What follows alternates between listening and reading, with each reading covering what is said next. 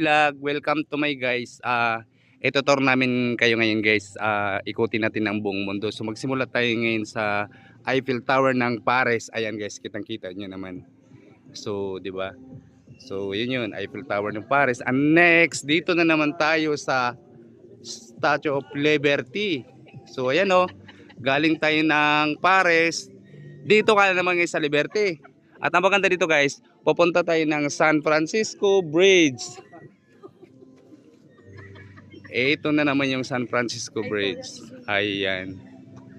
At sa isang idlap lang, dito na naman tayo sa Venice Grand Canal, Italy. So saan ka pa guys? Kagaling mo lang ng Paris, kagaling mo ng Liberty, dito ka na sa Venice Grand Canal, Italy.